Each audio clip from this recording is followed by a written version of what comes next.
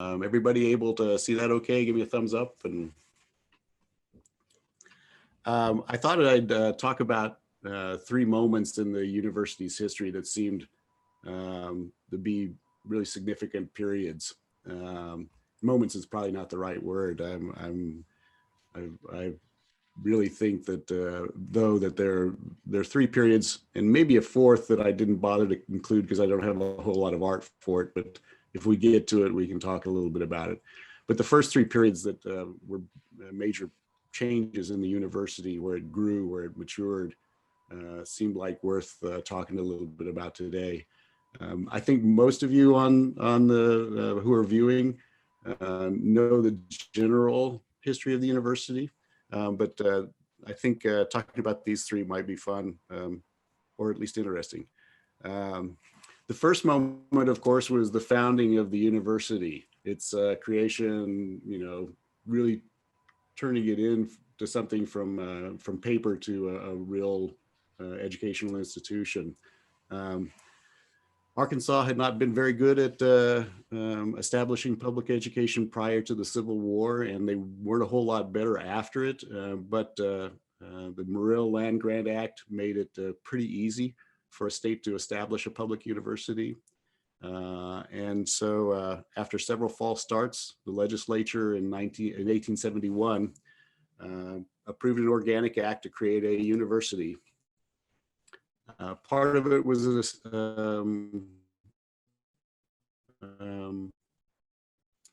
being a 10-member board of trustees, and the board of trustees has as part of its duties the establishment of a curriculum for the university, determination of a location, and then also actually building the facilities needed for a university. Of the board of trustees, all of them were born outside of Arkansas. 9 of them came to the state as officers in the Union Army during the Civil War, and they stayed afterward. So it was a very northern-leaning board of trustees. All of them were Republicans, politically speaking. Most of the Democrats in the state were still prevented from running for office or for voting. So that's partly why it was a very Republican board of trustees. Among the trustees, 4 of them were college educated, including one who was from Yale. He ended up being the second president of the university, and we may talk about him a little bit. The first thing they did was advertise for bids across the state to see who wanted the university in their community. Each town, each county, private individuals could make bids to have the university placed in their county. For the university, by the middle of the summer, various towns and counties began voting on funding packages.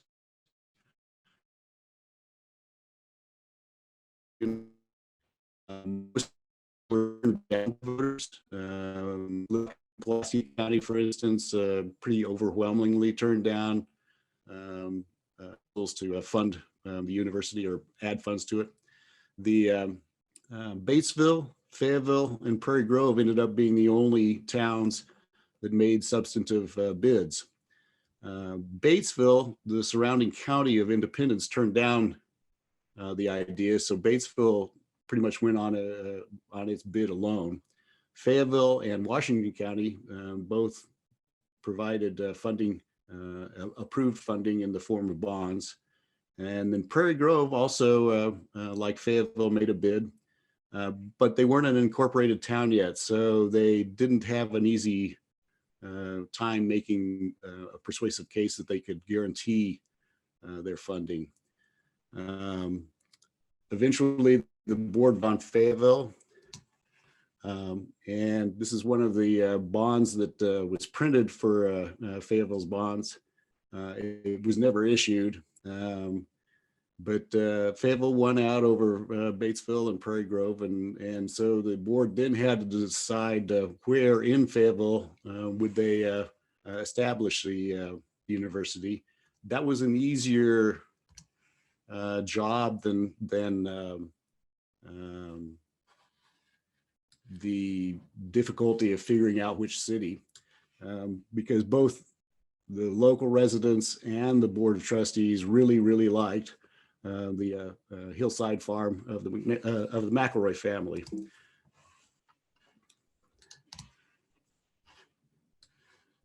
It's more or less where that hillside is showing over on the right. The downtown Fayetteville at that time was the biggest building was the Van Winkle Hotel. It's that 3-story building sort of in the center of the picture. And this was a lithograph from the 1870s based on a photograph. So it's pretty accurate in its depiction.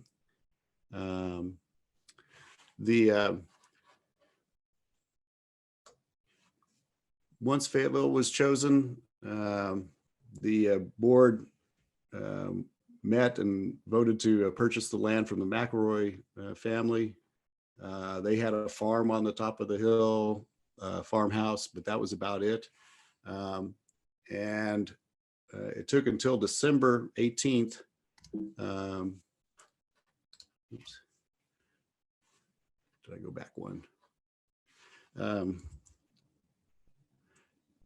Yeah, it took until December 18th before they could purchase the farm. As soon as they purchased the farm, they, in essence, had to build a building by February to meet a federal deadline. Eventually, they built the building over on the right. It was a 2-story building, clapboard. Oh, I'm sorry, it's not clapboard, it's board and batten. And they had it finished in January, about 2 months later, for the first day of classes. The Mcroy Farm was about 160 acres. It covered what we think of as the historic core of campus, about 80 acres there. And then all of the athletic area from about probably about Meadow north all the way to Cleveland was part of the 160 acres originally set aside for the university. The building on the left here was erected in the summer after the very first semester. They had so many students show up during the semester that they had to add a second building pretty fast. The Board of Trustees made the university open to all, regardless of sect, race, or gender. And they passed a resolution it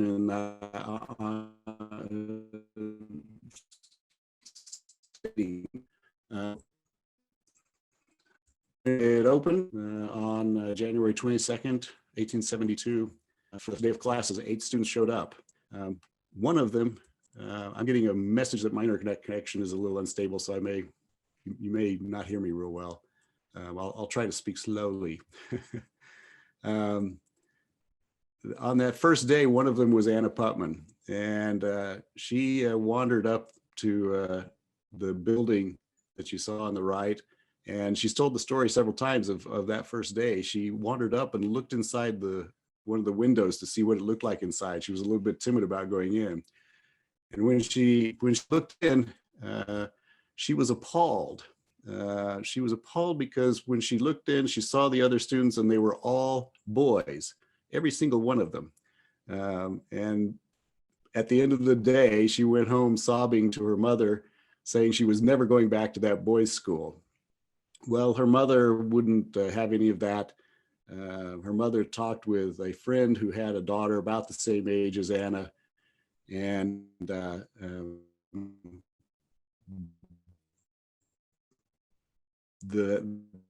mother also convinced her daughter at Campbell School. So Anna and Katz were girls at the school, and they continued through the rest of their college careers at the university in about 3 to 4 years. We also had a black student at least one black student who sought admission. He came to the school in early August. A lot of the students who lived around, in early February. He was from Augusta in Woodruff County. And like a lot of students from the rest of the state, it took a little while for them to get to the university to enroll. And he enrolled in early February, so probably a week or two after that first day opening. He was hoping to study for the Episcopal ministry, and his name was James McGahee. It took a little while to find that name because his name for most of the 150 years was lost to the ages. But some research back about a decade ago tracked his name down. And so we know about him. He's also listed in the catalog of studies as one of the students. And we know he existed because the Arkansas Republican newspaper printed a couple items about him, one about him enrolling, and then this one about how he was doing in classes at the end of the spring semester of 1873. And obviously he was doing pretty good. He was doing better than I did in school. But we know that he was there. We think there were two other Black students as well, but we haven't verified their names. They don't show up in the catalog of studies.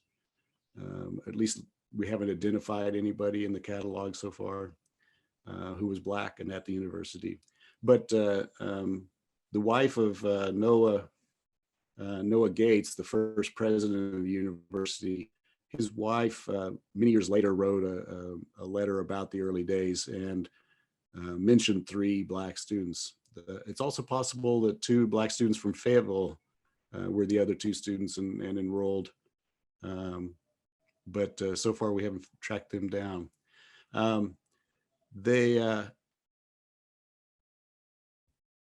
were taught separately. So from the very beginning, the university segregated the Black students from the white students, or maybe just James McGahee from the white students. And that pattern, lasted about 2 years until Reconstruction ended. And then Black students couldn't enroll at the university for the next 75 years. And we'll come back to race a little bit later.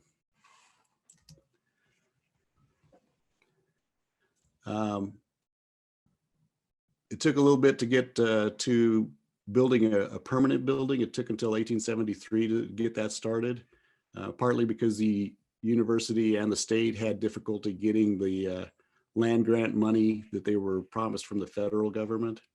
It turned out that Arkansas still owed the federal government a whole bunch of money on some Chickasaw bonds that they had purchased and never redeemed.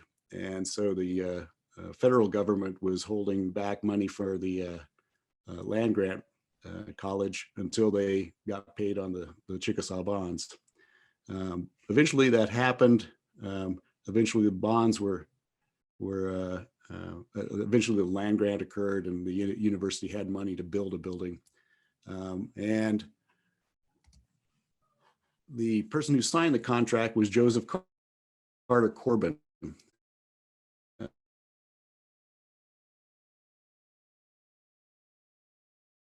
And then took office in 1870. He was originally from Ohio. Like the rest of the board of trustees, he had come south after the Civil War. He got education at the University of, Ohio University. He was earned a bachelor's degree and a master's degree, and then at some point was awarded an honorary doctoral degree. He signed the contract for construction of Old Main. And after serving as superintendent of education, he later became the director of the university's branch Normal College at Pine Bluff, and was in charge of the Pine Bluff branch for almost 30 years. Old Main, it took until 1875 before it was finished. The university faculty, students, community, all celebrated its finish in August of 1875. They had a picnic out on the grounds in front of the building. And then as afternoon faded to evening, they shot off fireworks to celebrate it. Luckily, they didn't shoot it at the building or it burned down or something like that, and we wouldn't be here today.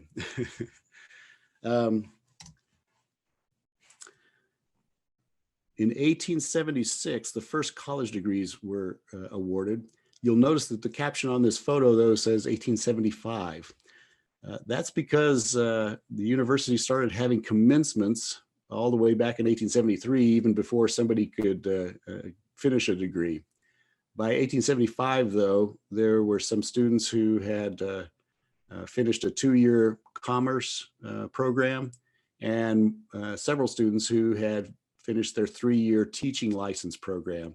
So in 1875, this group in the photo were awarded not college degrees, but various levels of licensing.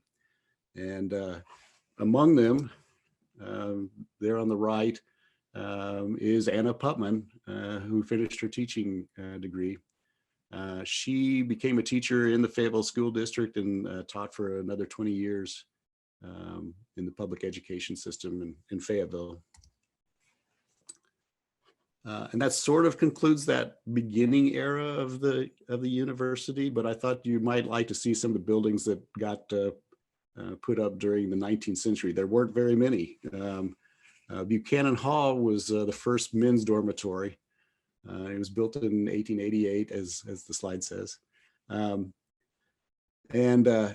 it was initially called the men's dormitory because Buchanan was a president who came later, and it was eventually named for John Buchanan, but all the students referred to it as Buck Hall, B-U-C-K. It stood about where Mullins Library's southeast corner is today, probably straddling the senior walk on that side of Old Main. The next one was an agricultural experiment station, and it was the first building, first major building for agricultural uses. There'd been some livestock kind of buildings and smaller necessary buildings for the farming classes, but this was the first substantive building that was erected. It was, obviously visually, because of the 4 spires at each corner. This building was still standing in 1972. You might remember it sort of sticking out into the Maple Avenue or Maple Street at its top as you crest the hill on Maple Street.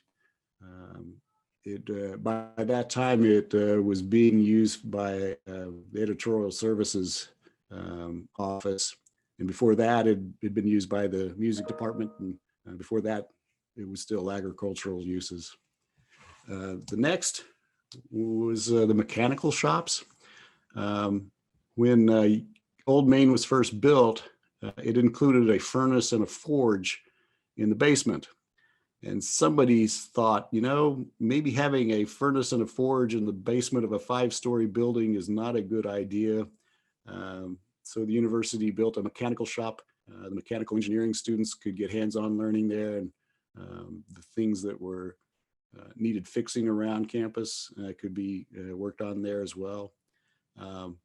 It burned down. It was the first of 4 different mechanical shops that were erected and burned down over the course of the 19th and early 20th century.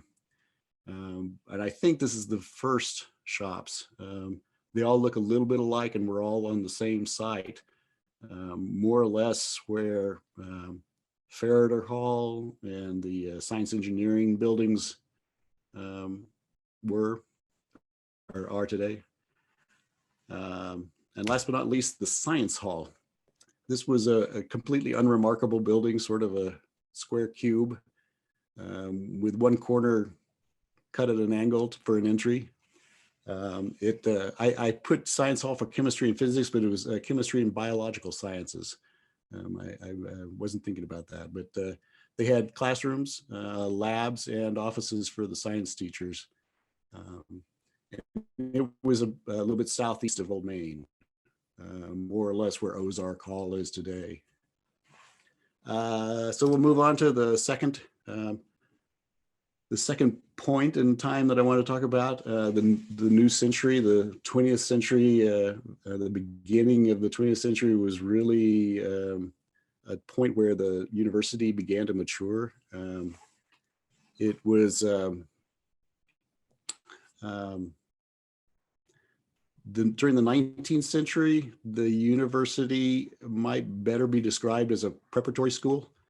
They had about twice as many to 3 times to 4 times, depending on the year, 4 times as many preparatory students as they did college students. So a lot of the resources of the university were spent getting students up to collegiate level. They in essence had, the preparatory students were in essence high school students. They'd gotten grade school level education and then come to the university to get a high school level. By the beginning of the 20th century, Fayetteville was teaching high school at that point. And so the number of preparatory students who had to go to the university dropped.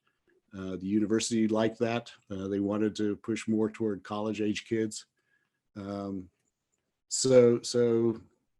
This period is when the university really sort of steps away from being a preparatory school and becomes a real university. The first person I thought we'd talk about is Lila Droik. She wrote the first master's thesis at the university as part of attaining a master's degree. She was the daughter of George Droik, who was chair of the mathematics department. And she had gotten her undergraduate degree at Arkansas, gone off to teach. She taught at Springdale for a short period, and came back to the university to get her master's degree. She took Latin under Professor Joseph Carr. She took German under John Futrell, the later president of the university. And she took Italian under Antonio Marinoni, all as part of her master's degree work. She wanted to translate a 10th century epic poem.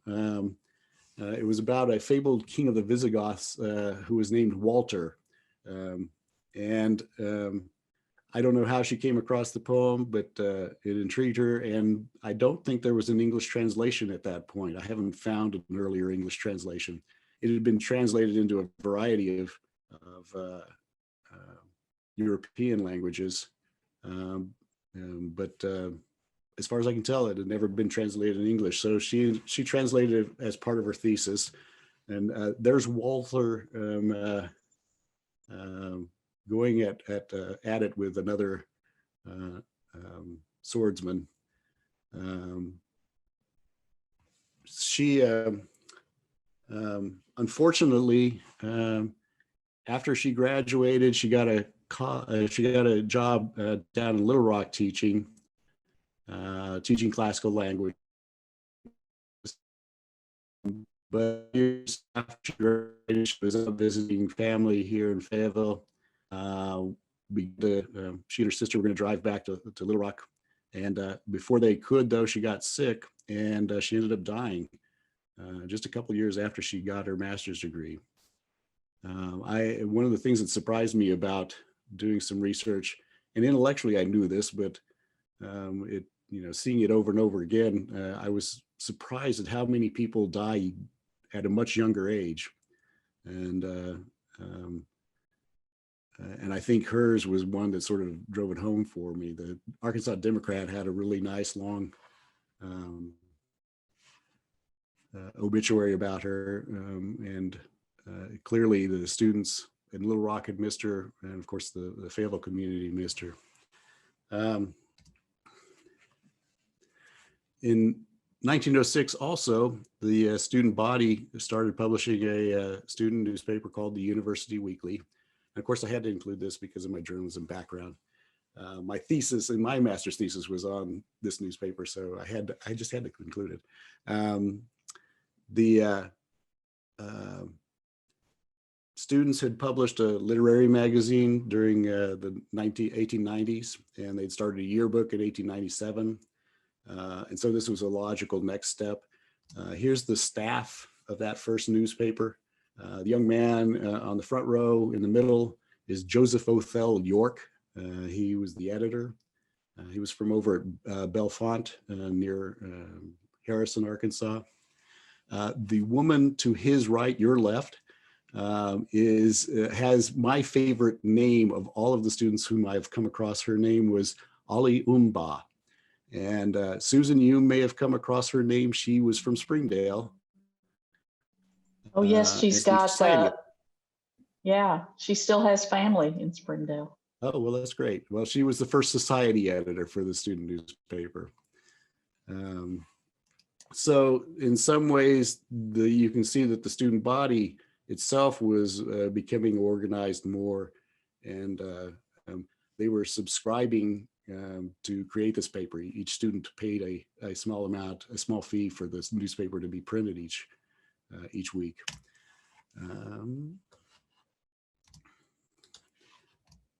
Oops. In 1909, the president of the university, John Tillman, offered a $50 prize for the best university song. And alumnus Brody Payne wrote what we now call the alma mater and won the prize. Let me see if I've got him. Yeah.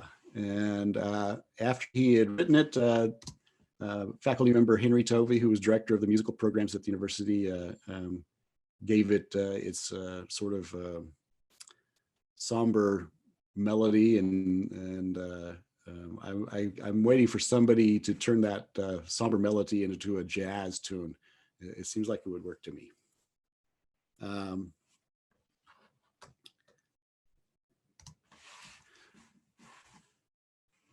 1909 was also the year that the University of Arkansas football team went undefeated for the first time. There is a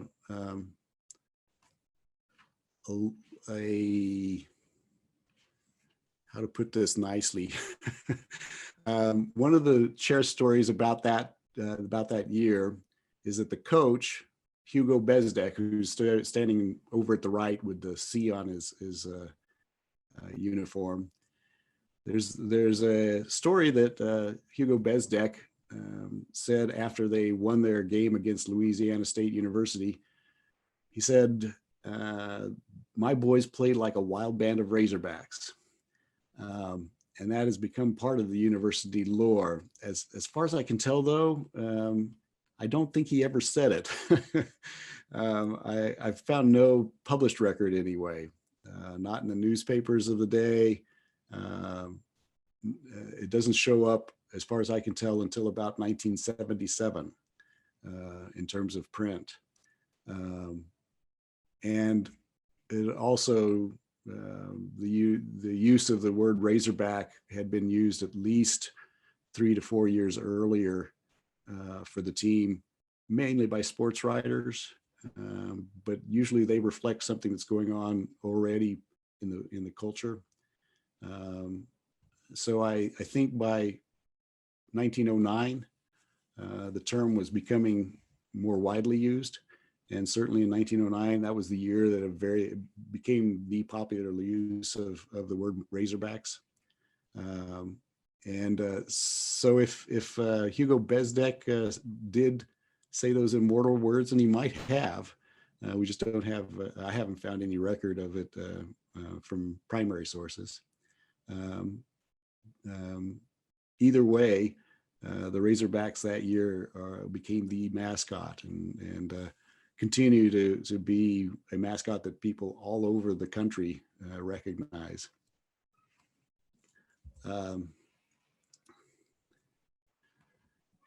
In this same time period, the university started receiving its first international students, partly because I think because it had started its master's degree programs Prior to 1900, occasionally a degree was awarded to a faculty member, a master's degree or doctoral degree, but there was no real set curriculum for a master's degree until just at 1900.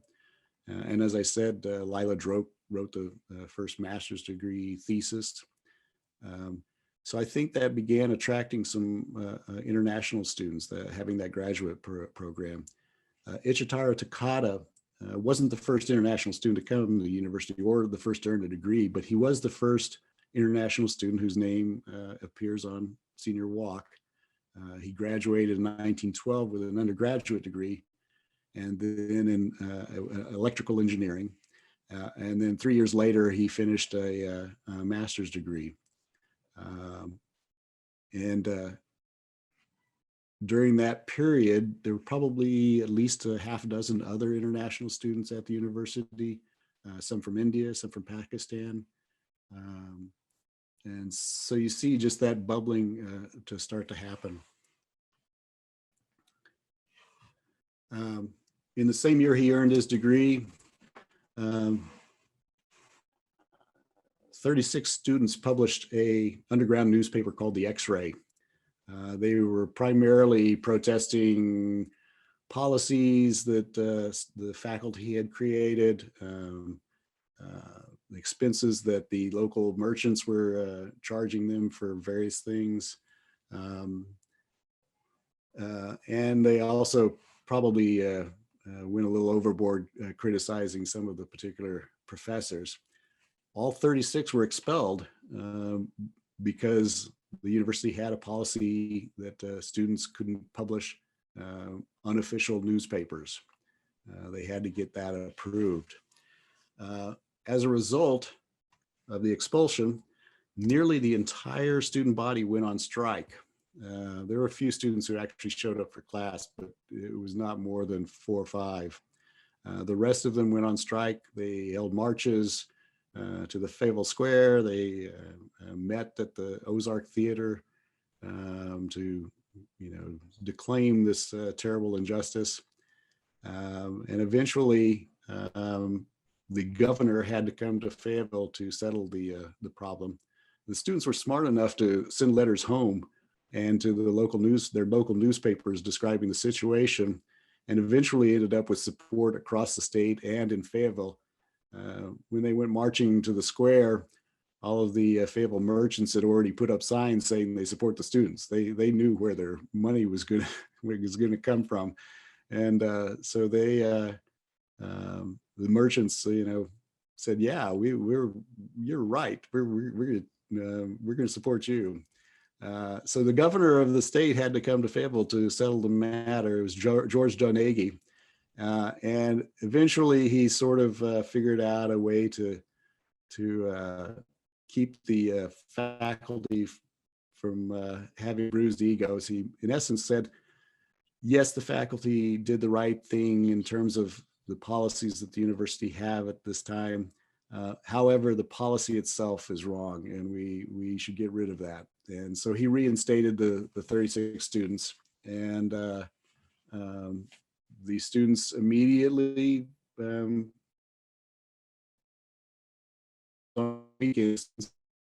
professors, will you assign us? We need to catch up for the days that we've been on strike. And the community members who had signs in their windows immediately took them down. They were all gone even before Donaghy was. But this says something about the maturing level of the students themselves, to me. So many of the policies that were put in place for the university were still in place despite having been put in, passed and created to deal with the university when it was a preparatory school. They had so many young students that they had to keep an eye on and take care of. By this point in time, a lot of those policies were still in effect, but an adult student shouldn't be dealing with them. And so this revolt by the students in favor of getting rid of some of those policies shows that the university, again, has reached some kind of level of maturity.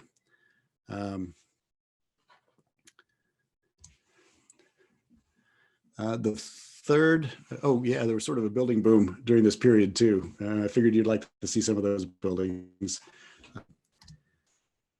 Hill Hall was built in 1903. It was initially built as a men's dormitory, the second men's dormitory. It was about where the northeast corner of Mullins Library is today. And in fact, there's one of the stones from its foundation was saved and is placed in the wall of Mullins Library. After it was a men's dormitory, it became the home for the Department of Journalism for many years and student publications. The engineering hall was built just south of Old Main. And it had space for most of the engineering programs. And I think physics was in there for a period as well. The agriculture building, there are about 6 buildings that were built in 1906 after the legislature finally passed an appropriation that made it possible to begin adding some buildings. Part of that was I think the desire of Governor Jeff Davis to win some friends because he was planning a Senate race.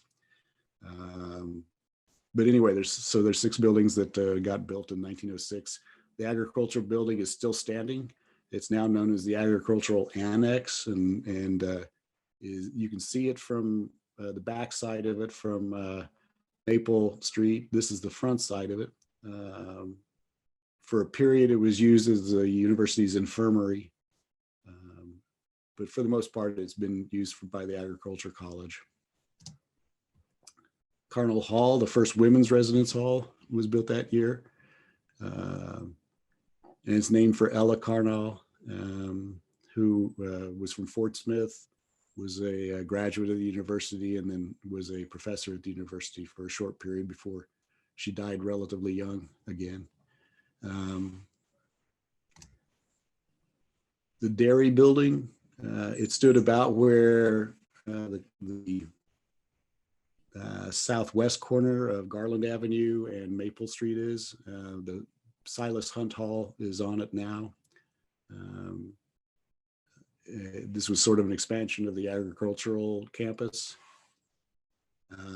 It replaced a smaller dairy building as well. So, and then Gray Hall was the third men's residence hall. It was built about where the west side of Mullins Library is now, running along that side. And it looked out on the football fields and the first football field and the track and field area. The chemistry building, as it was originally called, when a new chemistry building was built in the 1920s, this became the School of Law. It's where Silas Hunt enrolled. And it was torn down just last year to make way for a new student success center. It doesn't look like any of us would remember it because it was painted white at some point and was one of the many painted white brick buildings in the university core. Peabody Hall was built a few years later.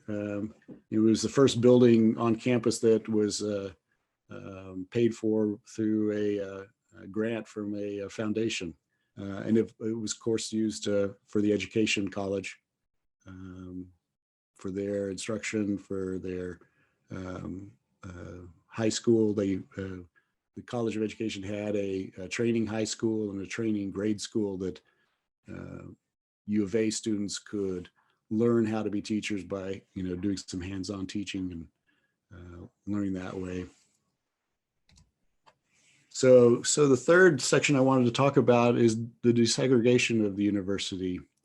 And, obviously that changed the university in fairly profound ways. The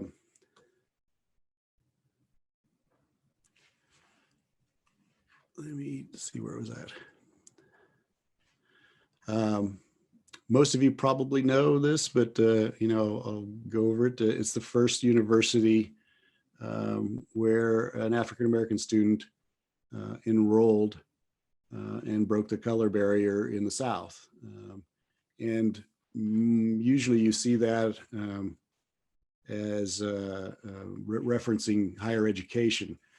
But in reality, when Silas Hunt enrolled at the University of Arkansas, he was starting desegregation of higher education, and in a lot of ways, just starting desegregation in general, breaking through the first person to start stopping the Jim Crow laws that had created segregation throughout the first half of the 20th century. So it's, we think of it as being important to the university, but in truth, it's really important to the entire South and the eventual civil rights movement. Silas Hunt was a decorated war veteran of World War II.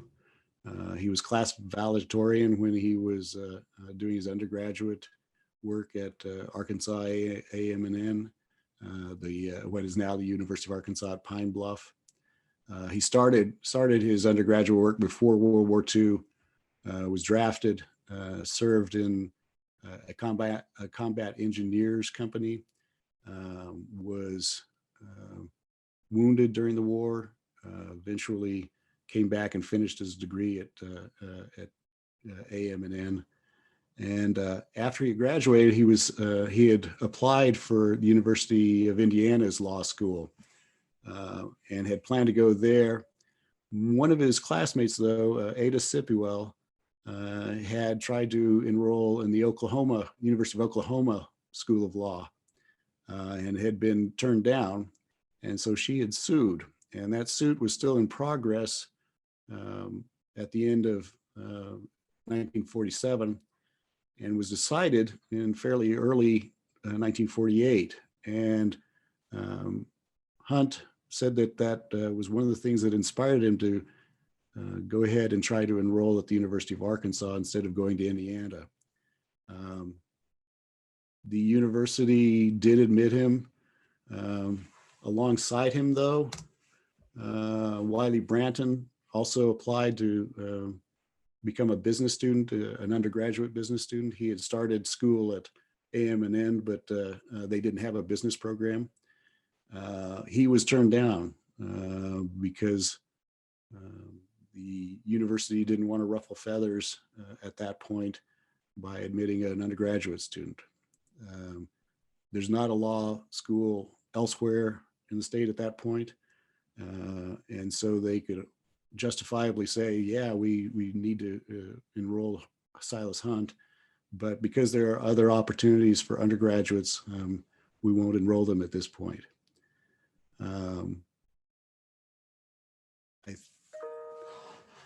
I think that was probably a bad mistake, both, looking back, and probably at the time it would have saved them some help.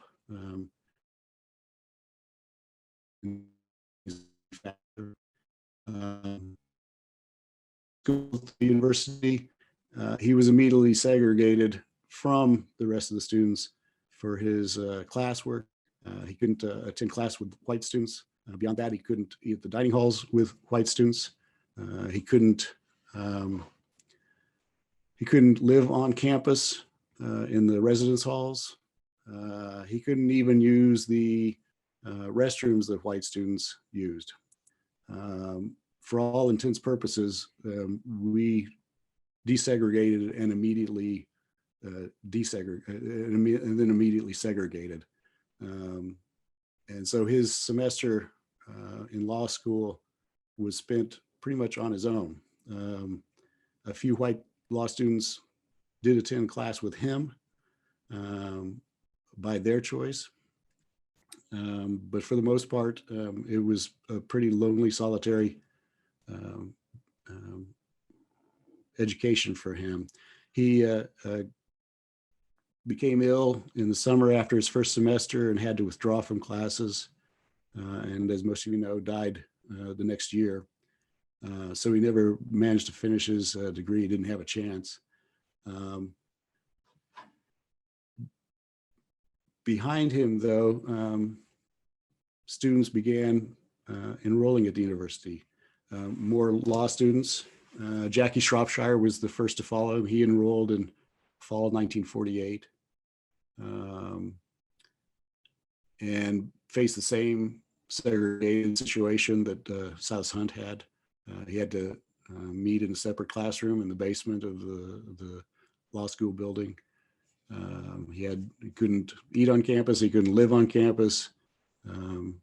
He faced, really disrespectful kind of treatment at the hands of the university. George Howard and Christopher Mercer joined Jackie the next year. At that point, the law professors themselves said, this is not right. We're not going to continue teaching in this segregated way. So they were allowed to be in the same classroom as the white students, but initially a rail was built to separate the black students from the white students. I can't fathom how ridiculous that seems to me. But nevertheless, that was the way it was at the time. And then George Haley and Wiley Branton came after them. All five of them and Silas Hunt are the students who are known today as the Six Pioneers for the law school. Alongside them, though, Thurby Jones enrolled in the university's medical school. She was the first Black to enroll in the medical school, earned her medical degree in 1953. Jackie Shropshire earned his degree in 1951, his law degree. And alongside him, Benjamin Franklin Lever was the first graduate student to finish a degree. Both of them finished in 1951. Lever studied, got a master's degree in agronomy. Next to him, Dorothy Hoover was one of the first women to get a master's degree. She earned a physics degree. And some of you probably know of her. And you probably know the book, at least, that she was in, or movie. She was one of the figures in the book Hidden Figures, which was then turned into a movie. She did mathematics after getting her undergraduate degree from AM&N. She did mathematics at Langley and was one of the people who helped design the swept back wings that jets needed to break the sound barrier. Along with doing the mathematics for that, she also helped publish at least one research paper on swept back wings. She got her physics degree here, and then afterwards eventually worked for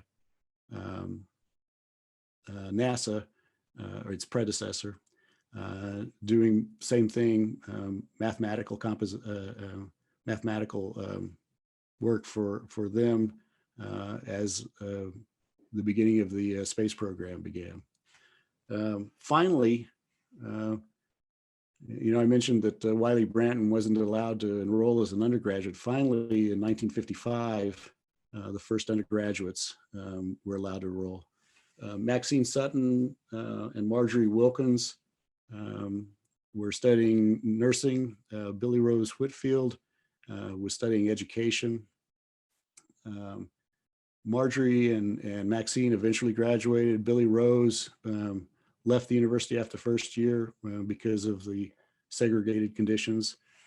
Again, they weren't allowed to live in the residence halls. The university bought a small residential house next to Holcomb Hall, and they could live there, but they didn't have access to laundry. They didn't have access to the dining halls. The more I did research on the segregation of the university and its slow but sure desegregation, the angrier I got. And you may feel some of this coming from me.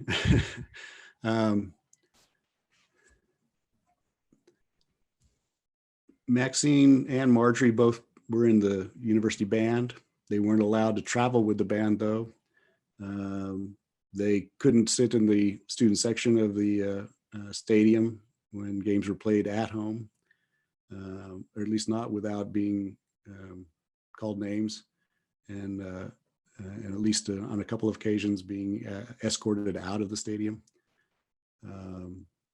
So even as good as the university did at starting the desegregation process, they were pretty lousy at making it happen in a very just way.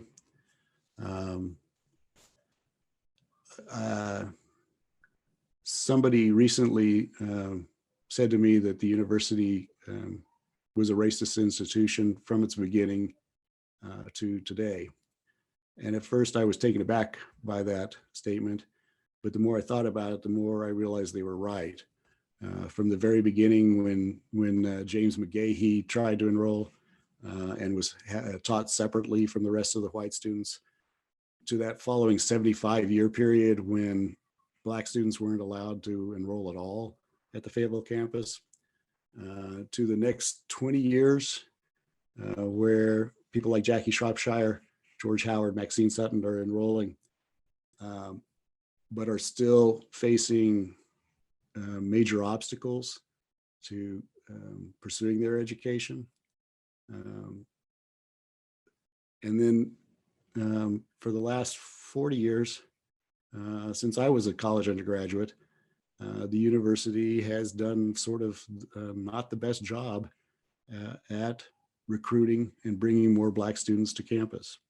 We're not terribly good at that with Native American students or Asian students either, but the Black students, we really have done a lousy job of bringing them to campus, making them feel welcome here, and giving them an education that everybody in the state deserves. Some of you probably know that last summer, after the George Floyd, the brutal killing of George Floyd last year in Minnesota, that students, faculty, staff, alumni who are Black at the university began a Twitter campaign to express some of the problems that they experience as Black students or Black faculty or Black alumni. And that started in motion some changes at the university. I don't know how far they will go at changing the atmosphere of the university, or it's what sometimes is referred to as systemic racism. I would refer to it as institutional racism in terms of the university. And it's probably, if you're like me, the first time I heard institutional racism, I thought, well, what does that mean? It seems race, I can understand what that means, but most of those policies and regulations disappeared in the 1960s at the University of Arkansas anyway. I can understand that sort of, but I wasn't sure what that meant. But doing this research, what I found was a way that I think that illustrates the racism that exists. If you take the governors of Arkansas and give them little squares, this is all the governors, and they are all white men. If you look at the university presidents, they're all white men. The role of chancellor was created in 1981. We've had 6 chancellors. They've all been white men. And if you look at the board of trustees, we have more than we've had more than 220 trustees of the university over the 150 years. Only 6 of them have been Black men. And 5 of those are in the modern era. So I think if you look at that, you know, intuitively can understand, oh yeah, this is what systemic institutional racism looks like.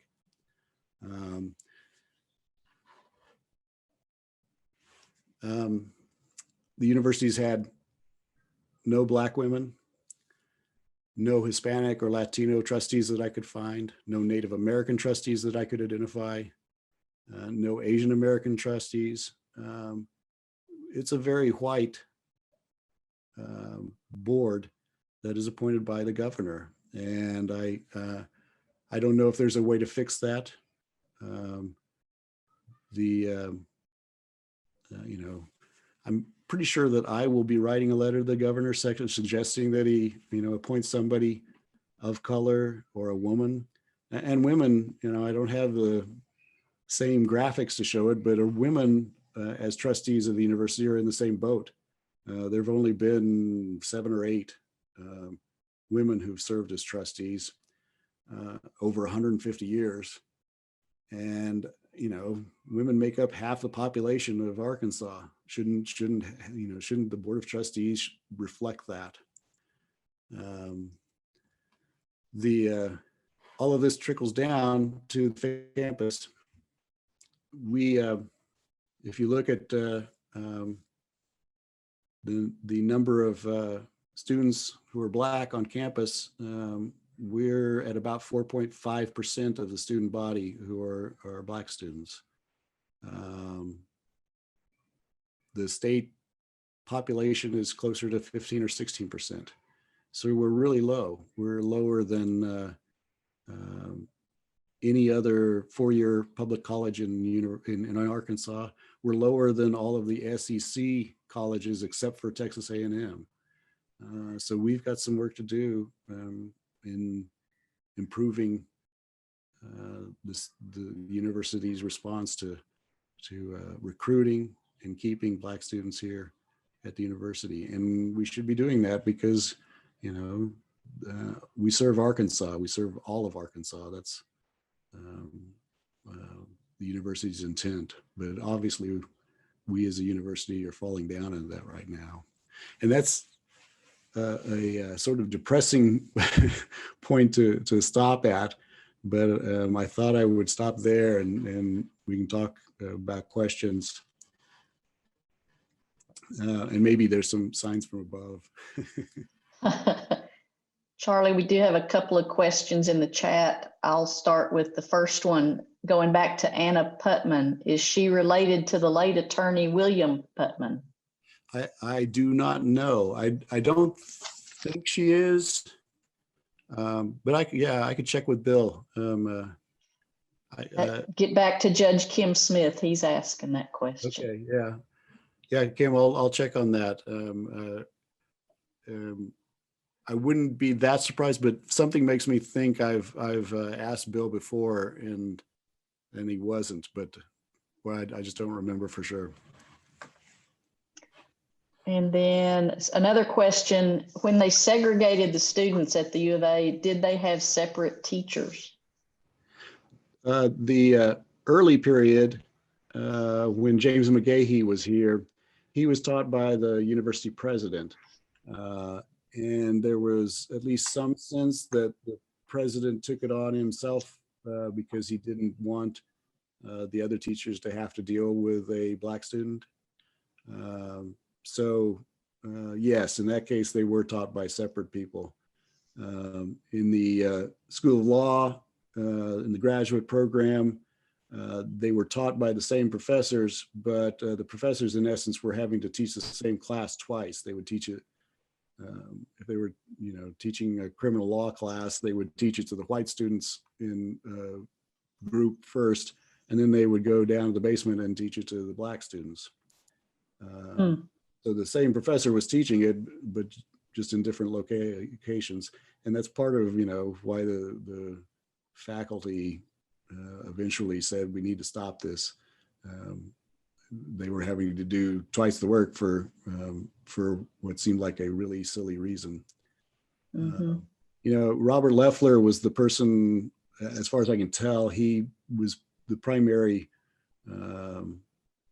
person arguing in favor of a slow desegregation, starting with graduate students, then undergraduates, and then, allowing, I don't know if he went as far as to say, then allowing them to have, dining hall privileges and then live on campus. But I cannot imagine Dr. Loeffler thinking that it would take 2 decades for that process to happen. And that it took that long. It wasn't until the mid-60s when 2 students sued the university to get access to residence halls, to get access to dining halls, to ask that athletics be desegregated, to ask that recruitment by the university go into communities that they hadn't been going into. And eventually the court ruled in their favor, and the university literally had to start providing those services to all students. But that was 20 years after Silas Hunt enrolled, and that period especially just rankled me. So. Mm-hmm. From our good friend Tim Nutt asks, Charlie, what was the process for finding the first president? I came across a reference that mentions George Atherton from Rutgers and later Penn State was offered the position and turned it down. Yeah, the Board of Trustees definitely went looking for a president. They had hired Noah Gates to be one of the professors. And then when the trustees' greatest plans to hire a president fell through, they asked Gates to become the president that first year, and he served in that role for 2 years, and then they had the same problem with the second president. They had a committee to look for to hire somebody of sort of major standing to be president, and again that fell through, and the person who was leading that committee became the second president, and I can't think of his name at the moment.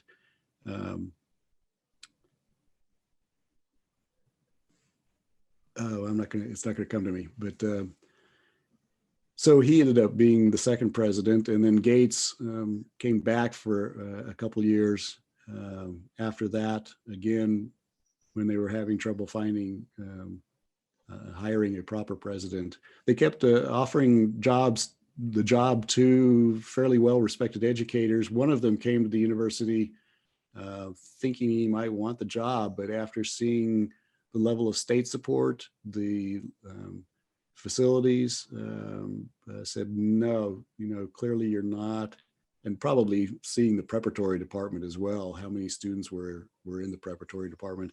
He said, sorry, you're not at the stage yet where you're a serious university. If it just does this and this and this, yes, then I would consider it. But of course, the legislature didn't do what he needed to feel like he had a really solid possibility of turning the university into a real public state university. Well, I don't see any more questions. There are a couple of comments that I'll point out just in case y'all aren't looking at the chat. Our good friend Mark Christ has noted that the Encyclopedia of Arkansas, the online encyclopedia, has an entry on Dorothy Hoover, the hidden figure from the University of Arkansas, and I did not know about her. That is very exciting to me. So Mark's posted a link to the entry on Dorothy Hoover. Amy says thank you to Charlie for being thorough in your research of today's university hierarchy. Molly Boyd says a reminder that the U of A libraries have digitized the Traveler, the Arkansas University newspaper, and the yearbooks. So there's some great ways to peruse some U of A history. And then Tim Nutt has come back with Albert Bishop was the second president, Charlie. Yes, a Union officer who was provost marshal in Fayetteville for a period. Malin Rice, as usual, is going to wind us up. He says, didn't the students tear down that barrier in the law school classroom within days? I don't think the students did. Bob Leffler says that he did it one night. At least that's what I've heard. I wouldn't be surprised if it was somebody else, but yeah, apparently Dr. Leffler came in one night and tore it down, and probably, it was probably after some faculty complained to him about it. I wouldn't be surprised about there being a lot of angst about having such a silly remnant of earlier desegregation periods. Well, with that, I see one more from Judy Costello. Thank you, Charlie, for thorough research and presentation and for your righteous anger. I'll agree with that, Judy. I second that emotion. Charlie, you're a fine representative of the University of Arkansas, and we appreciate you taking the time to be here with us today. Thank you all. I Yeah. appreciate you having me.